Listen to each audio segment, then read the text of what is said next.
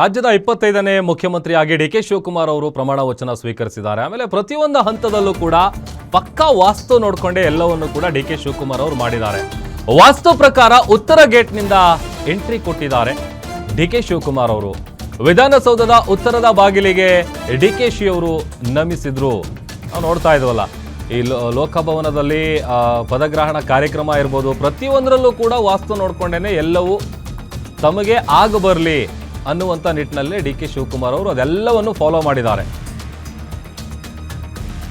ವಾಸ್ತು ಪ್ರಕಾರವಾಗಿ ಉತ್ತರ ಗೇಟ್ನಿಂದ ಅವರು ಮೊದಲಿಗೆ ಪ್ರವೇಶ ತಗೊಳ್ತಾರೆ, ಎಂಟ್ರಿ ಕೊಡ್ತಾರೆ. ಹೋಗ್ತಾ ಇದ್ದಂಥ ಸಂದರ್ಭದಲ್ಲೇ ಅಲ್ಲಿ ಅವರು ನಮಸ್ಕಾರ ಮಾಡಿದ್ದು, ನಮಿಸಿದ್ದು. ಈಗ CM ಕಚೇರಿಗೆ ತೆರಳಿ ಆ ಬಳಿಕ ಸಚಿವ ಸಂಪುಟಕ್ಕೆ ತೆರಳುತ್ತಾರೆ CM ಡಿ.ಕೆ. ಶಿವಕುಮಾರ್ ಅವರು. ಆಮೇಲೆ ನೀವು ಗ್ಲಾಸ್ ಹೌಸಲ್ಲಿ ಮಾಡಿದಂಥ ಕಾರ್ಯಕ್ರಮನೂ ನೋಡ್ಬೋದು. ಅದು ಪ್ರತಿ ಬಾರಿ ಅದರಲ್ಲೂ ಹೇಳಿ ಕೇಳಿ ವಿಧಾನಸೌಧದ ಮುಂಭಾಗ ಪದಗ್ರಹಣ ಕಾರ್ಯಕ್ರಮ ಯೂಶಲಿ ನಡೆಯುತ್ತೆ.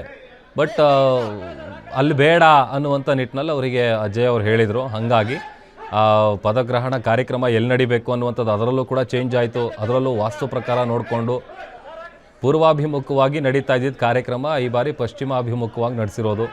ಸೊ ಈ ಥರದ್ದೆಲ್ಲ ವಾಸ್ತು ಲೆಕ್ಕಾಚಾರಗಳು. ಯಾಕಂತಂದರೆ ಅದನ್ನೆಲ್ಲ ಜಾಸ್ತಿ ಬಿಲೀವ್ ಮಾಡ್ತಾರೆ ಡಿ.ಕೆ. ಶಿವಕುಮಾರ್ ಅವರು. ಅಂದರೆ ಅವ್ರದ್ದೊಂದು ನಂಬಿಕೆ. ಇದೇ ಡೇಟ್ಗೆ 3ನೇ ತಾರೀಕೆ ಯಾಕೆ 5ನೇ ತಾರೀಕು ಅಲ್ಲ ಅಂತ ಅಂದರೆ ಬಿಕಾಸ್ ಅವರು ಅದನ್ನೆಲ್ಲ ಭಾಳ ನಂಬ್ಕೊಂಡು ಬಂದಿದ್ದಾರೆ. ಹಾಗಾಗಿ ಒಂದು ಒಳ್ಳೆ ಘಳಿಗೆ ಮುಹೂರ್ತ ಅದನ್ನೆಲ್ಲ ಮಿಸ್ ಮಾಡದೆ ಫಾಲೋ ಮಾಡುವಂತಹ ವ್ಯಕ್ತಿ ಡಿ.ಕೆ. ಶಿವಕುಮಾರ್ ಅವರು.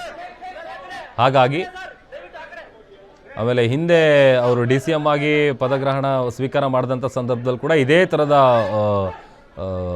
ಅನುಸರಿಸಿದ್ರು ಅವರು. ಅಂದರೆ ಇದೇ ರೀತಿಯಾದಂಥ ವಾಸ್ತು ಎಲ್ಲ ನೋಡಿಕೊಂಡು. ಆಮೇಲೆ ಈಗ ಇನ್ಫ್ಯಾಕ್ಟ್ CM ಕಚೇರಿ ಏನಿತ್ತಲ್ಲ, ಈಗ ಅಲ್ಲಿ ಆ ನಾಮಫಲಕ ಬದಲಾವಣೆ ಮಾಡೋದು ಇದೆಲ್ಲ ಆಲ್ರೆಡಿ ಆಗಿದೆ. ಈಗ ಮಾಜಿ CM ಸಿದ್ದರಾಮಯ್ಯ ಅವರ ಹೆಸರಿದ್ದಂಥ ಫಲಕ ಏನಿದೆ ಅದನ್ನು ತೆಗೆದುಹಾಕಿದ್ದಾರೆ. ಈಗ ಡಿ.ಕೆ. ಶಿವಕುಮಾರ್ ಅವರ ಹೆಸರು ಹಾಕಿದ್ದಾರೆ. ಅಲ್ಲೂ ಕೂಡ ವಾಸ್ತು ಪ್ರಕಾರವಾಗಿ ಎಲ್ಲವನ್ನು ಅರೇಂಜ್ಮೆಂಟ್ಸ್ ಮಾಡಿದ್ದಾರೆ. ಚೊಚ್ಚಲ ಕ್ಯಾಬಿನೆಟ್ ಸಭೆಯಲ್ಲಿ 18 ವಿಚಾರಗಳ ಬಗ್ಗೆ ಚರ್ಚೆ ಆಗುತ್ತೆ. ಯುವಕರು ಸೇರಿದಂತೆ ಎಲ್ಲಾ ವರ್ಗವನ್ನ ಟಾರ್ಗೆಟ್ ಮಾಡಿ ನಿರ್ಧಾರ ತೆಗೆದುಕೊಳ್ತಾರೆ ಅಂತೇಳಿ ಗೊತ್ತಾಗ್ತಾ ಇದೆ. ವಿದ್ಯಾರ್ಥಿಗಳು ಹಾಗೂ ರೈತರ ವಿಚಾರದಲ್ಲಿ ಮಹತ್ವದ ನಿರ್ಧಾರ ತೆಗೆದುಕೊಳ್ತಾರೆ ಅನ್ನುವಂಥ ಮಾಹಿತಿ ಸಿಗ್ತಾ ಇದೆ.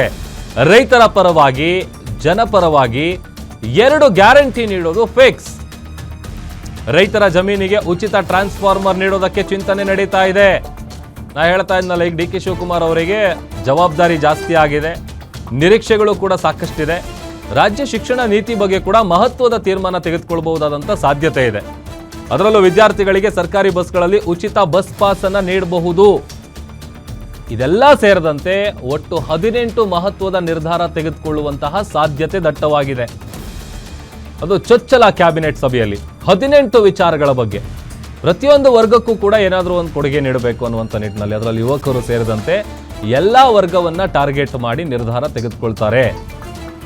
ಅದರಲ್ಲಿ ವಿದ್ಯಾರ್ಥಿಗಳಾಗಿರ್ಬೋದು, ರೈತರ ವಿಚಾರ ಆಗಿರ್ಬೋದು, ಅದರಲ್ಲಿ ಫ್ರೀ ಬಸ್ ಪಾಸ್ ಕೊಡಬೇಕು ಅನ್ನುವಂಥ ನಿಟ್ಟಿನಲ್ಲಿ, ಆಮೇಲೆ ರೈತರ ಜಮೀನಿಗೆ ಉಚಿತ ಟ್ರಾನ್ಸ್ಫಾರ್ಮರ್ ನೀಡಬೇಕು ಅನ್ನುವಂಥ ಚಿಂತನೆ ಕೂಡ ಇದೆ.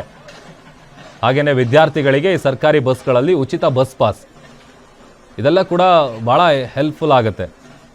ಯಾಕಂತಂದರೆ ಎಲ್ರಿಗೂ ರೀಚ್ ಆಗಬೇಕು, ಎಲ್ರಿಗೂ ಕೂಡ ಕಟ್ಟ ಕಡೆಯ ವ್ಯಕ್ತಿಗೂ ಕೂಡ, ಯಾಕಂತಂದರೆ ಮಾತಾಡ್ತಿರ್ತಾರಲ್ಲ, ಕಟ್ಟ ಕಡೆಯ ವ್ಯಕ್ತಿಗೂ ಕೂಡ ಈ ಒಂದು ಸರ್ಕಾರದ ಸವಲತ್ತುಗಳು ರೀಚ್ ಆಗಬೇಕು ಅಂತ. ಅದೇ ನಿಟ್ಟಿನಲ್ಲಿ ಬಹುಶಃ ಮಹತ್ವದ ನಿರ್ಧಾರ ತೆಗೆದುಕೊಳ್ಬೋದಾದಂಥ ಸಾಧ್ಯತೆ ಇದೆ. ಮತ್ತಷ್ಟು ಡೀಟೇಲ್ಸ್ ಕೊಡ್ತಾರೆ ನಮ್ಮ political bureau head Maruti Pavagada ದೂರವಾಣಿ ಸಂಪರ್ಕದಲ್ಲಿ ಜಾಯ್ನ್ ಆಗಿದ್ದಾರೆ. ಮಾರುತಿ, CM ಡಿ.ಕೆ. ಶಿವಕುಮಾರ್ ಅವರು ಈಗ ಚೊಚ್ಚಲ ಕ್ಯಾಬಿನೆಟ್ನಲ್ಲಿ 18 ಮಹತ್ವದ ವಿಚಾರಗಳ ಬಗ್ಗೆ ಚರ್ಚೆ ಆಗುತ್ತೆ. ಯಾವ ರೀತಿಯಾದಂಥ ನಿರ್ಧಾರಗಳನ್ನು ತೆಗೆದುಕೊಳ್ಬಹುದು, ಏನು ಎಕ್ಸ್ಪೆಕ್ಟ್ ಮಾಡ್ಬೋದು ನಾವು ಮಾರುತಿ? ಪ್ರಭು, ಈಗಷ್ಟೇ ನೂತನ ಮುಖ್ಯಮಂತ್ರಿಯಾಗಿ ಡಿ.ಕೆ. ಶಿವಕುಮಾರ್ ಅವರು ಪದಗ್ರಹಣ ತೆಗೆದುಕೊಂಡು ತಕ್ಷಣ ನೇರವಾಗಿ ವಿಧಾನಸೌಧದ 3ನೇ ಮಹಡಿಯಲ್ಲಿರುವ ಕ್ಯಾಬಿನೆಟ್ ಕೊಠಡಿಗೆ ಆಗಮಿಸಿದ್ದಾರೆ. ಕ್ಯಾಬಿನೆಟ್ ಅಲ್ಲಿ ಇವತ್ತು ಪ್ರಮುಖವಾಗಿ 18 ವಿಚಾರಗಳ ಬಗ್ಗೆ ಚರ್ಚೆ ಮಾಡಿ ಅಂತಿಮವಾದಂತಹ ಒಂದು ನಿರ್ಧಾರವನ್ನ ತೆಗೆದುಕೊಳ್ತಾರೆ ಅನ್ನುವಂತ ಒಂದು ಮಾಹಿತಿ ಸಿಗ್ತಾ ಇರುವಂತದ್ದು. ಒಂದು ರೀತಿ ಇದು ಐತಿಹಾಸಿಕವಾದಂತಹ ಒಂದು ಬಡ್ಜೆಟ್ ಡಿ.ಕೆ. ಶಿವಕುಮಾರ್ ಅವರ ಪಾಲಿಗೆ. ಹೀಗಾಗಿ ಎಲ್ಲಾ ವರ್ಗಗಳನ್ನ ಆಧರಿಸಿರುವಂತಹ 18 ವಿಚಾರಗಳ ಬಗ್ಗೆ ಚರ್ಚೆ ಮಾಡಿ ನಿರ್ಧಾರ ಮಾಡಬೇಕು ಅನ್ನುವಂತ ಒಂದು ತೀರ್ಮಾನಕ್ಕೆ ಬಂದಿರುವಂತದ್ದು. ಮೊದಲನೇದಾಗಿ ವಿದ್ಯಾರ್ಥಿನಿಯರಿಗೆ ಈಗಾಗಲೇ ಉಚಿತವಾದಂತಹ ಬಸ್ ಪಾಸ್ ಇತ್ತು. ವಿದ್ಯಾರ್ಥಿಗಳಿಗೆ ಇರ್ಲಿಲ್ಲ ಅನ್ನುವಂತ ಒಂದು ಆಕ್ಷೇಪ ಮತ್ತೆ ಅಸಮಾಧಾನ ಅಲ್ಲಲ್ಲಿ ಕೇಳಿಬಂದ್ರು. ಅವ್ರಿಗೂ ಸಂಬಂಧಪಟ್ಟಂತೆ ನಿರುದ್ಯೋಗಕ್ಕೆ ಸಂಬಂಧಪಟ್ಟಂತೆ ಜೊತೆಗೆ ವಿಶೇಷವಾಗಿ ರೈತರಿಗೆ ಸಂಬಂಧಪಟ್ಟಂತೆ ಒಂದು ಪ್ರಮುಖವಾದಂತಹ ಒಂದು ನಿರ್ಧಾರವನ್ನ ಇವತ್ತಿನ ಮೊದಲ ಚೊಚ್ಚಲ ಕ್ಯಾಬಿನೆಟ್ ಅಲ್ಲೇ ತೆಗೆದುಕೊಳ್ತಾರೆ ಅನ್ನುವಂತ ಒಂದು ಮಾಹಿತಿ ಸಿಗ್ತಾ ಇದೆ. ಈಗಾಗಲೇ ಡಿ ಕೆ ಶಿವಕುಮಾರ್ ಅವರ ನೇತೃತ್ವದಲ್ಲಿ ಸಚಿವ ಸಂಪುಟ ಸಭೆ ಆರಂಭ ಆಗಿದೆ. ಹಲವು ವಿಚಾರಗಳ ಬಗ್ಗೆನೂ ಕೂಡ ಚರ್ಚೆ ಆಗ್ತದೆ. ಇನ್ನು ಕೆಲವೇ ಕ್ಷಣಗಳಲ್ಲಿ ಸಚಿವ ಸಂಪುಟ ಸಭೆ ಮುಕ್ತಾಯ ಆದ ಬಳಿಕ ನೇರವಾಗಿ ಮಾಧ್ಯಮಗಳನ್ನು ಉದ್ದೇಶಿಸಿ ಅವರೇ ಸುದ್ದಿಗೋಷ್ಠಿಯನ್ನು ಮಾಡಿ ಆ 18 ವಿಚಾರಗಳ ಬಗ್ಗೆನೂ ಕೂಡ ಮಾಹಿತಿಯನ್ನ ಹಂಚಿಕೊಳ್ಳುವಂತ ಒಂದು ಸಾಧ್ಯತೆ ಇದೆ. ಅದರಲ್ಲೂ ಪ್ರಮುಖವಾಗಿ ಹೈಲೈಟ್ ಆಗಿರುವಂತಹ ನಿರ್ಧಾರಗಳ ಬಗ್ಗೆ ಮಾಹಿತಿಯನ್ನ ಹಂಚಿಕೊಳ್ಳುವ ಸಾಧ್ಯತೆ ಇದೆ. ಪ್ರಭು, ಮಾರುತಿ, ಹಾಗಾದ್ರೆ ಇನ್ನೊಂದು 2 ಗ್ಯಾರಂಟಿ ನಿರೀಕ್ಷೆ ಮಾಡಬಹುದಾ ರಾಜ್ಯದ ಜನ ಹೇಗೆ ಅಂತ? ಖಂಡಿತ ಕಾಂಗ್ರೆಸ್ ನಾಯಕರುಗಳು, ಕಾಂಗ್ರೆಸ್ ಶಾಸಕರು ಹೇಳ್ತಾ ಇರುವಂತಹ ಮಾಹಿತಿಯ ಪ್ರಕಾರ ಮತ್ತೊಂದು ಗ್ಯಾರಂಟಿಯನ್ನ ಘೋಷಣೆ ಮಾಡುವಂತ ಒಂದು ಸಾಧ್ಯತೆ ಇದೆ ಅಂತ. ಆದ್ರೆ ಮತ್ತೆರಡು ಗ್ಯಾರಂಟಿಗಳು ಇವತ್ತೇ ಘೋಷಣೆ ಮಾಡುವಂತ ಒಂದು ಸಾಧ್ಯತೆ ಇದೆ ಅಂತ. ಆದ್ರೆ ಅದು ಗ್ಯಾರಂಟಿಗಳಲ್ಲ, ಬೇರೆ ರೀತಿಯಾದಂತ ಒಂದು ನಿರ್ಧಾರಗಳು ಕೂಡ ಆಗಬಹುದಂತ.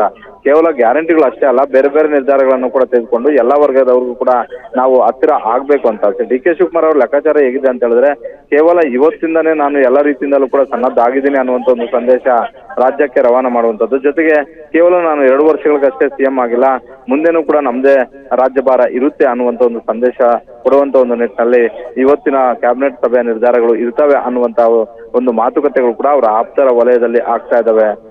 ಪ್ರಭು, ಮಾರುತಿ, ಸುದ್ದಿಗೋಷ್ಠಿ ಎಷ್ಟೊತ್ತಿಗೆ ಆಗ್ಬೋದು, ಏನ್ ನಿರೀಕ್ಷೆ ಮಾಡ್ಬೋದು? ಈಗಾಗಲೇ ಕ್ಯಾಬಿನೆಟ್ ಸಭೆ ಆರಂಭ ಆಗಿದೆ. ಕ್ಯಾಬಿನೆಟ್ ಅಲ್ಲಿ ಸುದೀರ್ಘವಾಗಿ ಮೊದಲ ಚೊಚ್ಚಲ ಕ್ಯಾಬಿನೆಟ್ ಆಗೋದ್ರಿಂದ ಸುದೀರ್ಘವಾಗಿ ಚರ್ಚೆ ಆಗೇ ಆಗುತ್ತೆ. ಬಹುತೇಕ 7 ಗಂಟೆ ಒಳಗಾಗಿ ಸಚಿವ ಸಂಪುಟ ಸಭೆ ಮುಕ್ತಾಯ ಆಗಬಹುದು. ಸಚಿವ ಸಂಪುಟ ಸಭೆ ಮುಕ್ತಾಯ ಆದ ತಕ್ಷಣವೇ ನೇರವಾಗಿ ಕ್ಯಾಬಿನೆಟ್ ಬ್ರೀಫಿಂಗ್ ಸ್ಥಳಕ್ಕೆ ಆಗಮಿಸಿ ವಿಧಾನಸೌಧ 3ನೇ ಮಹಡಿಯಲ್ಲಿರುವಂತಹ ಸುದ್ದಿಗೋಷ್ಠಿ ನಡೆಸುವಂತಹ ಸ್ಥಳಕ್ಕೆ ಆಗಮಿಸಿ ಸುದ್ದಿಗೋಷ್ಠಿಯನ್ನ ಮಾಡ್ತಾರೆ. ಇದಾದ ಬಳಿಕ ಕೆಪಿಸಿಸಿ ಕಚೇರಿಯಲ್ಲೂ ಕೂಡ ದೊಡ್ಡ ಮಟ್ಟದ ಒಂದು ಕಾರ್ಯಕ್ರಮವನ್ನ ಕಾರ್ಯಕರ್ತರಿಗೋಸ್ಕರ ಮಾಡಲಾಗಿದೆ. ಕಾರ್ಯಕರ್ತರನ್ನು ಉದ್ದೇಶಿಸಿ ಭಾಷಣವನ್ನ ಮಾಡೋದಕ್ಕೆ ಎಲ್ಲಾ ತಯಾರಿಯನ್ನು ಕೂಡ ಮಾಡ್ಕೊಳ್ಳಲಾಗಿದೆ. ಹೀಗಾಗಿ ಆದಷ್ಟು ಶೀಘ್ರವಾಗಿ ಕ್ಯಾಬಿನೆಟ್ ಮುಗಿದ ತಕ್ಷಣವೇ ಸುದ್ದಿಗೋಷ್ಠಿಯನ್ನ ಮಾಡ್ತಾರೆ. ಬಹುತೇಕ ಒಂದು ಅರ್ಧ ಗಂಟೆ ಒಳಗಡೆ ಎಲ್ಲ ಕ್ಯಾಬಿನೆಟ್ ಅಲ್ಲಿರುವಂತಹ ಹಲವು ವಿಚಾರಗಳು ಚರ್ಚೆಯನ್ನು ಕೂಡ ಅಂತಿಮ ಆಗ್ಬಹುದು. ಪ್ರಭು, 7 ಗಂಟೆಗೆ ಸುದ್ದಿಗೋಷ್ಠಿ ಆರಂಭ ಆಗಬಹುದು. ಪ್ರಭು, ಓಕೆ, ಥ್ಯಾಂಕ್ ಯು ಮಾರುತಿ, ನಿಮ್ಮೆಲ್ಲ ಡೀಟೇಲ್ಸ್ಗಾಗಿ.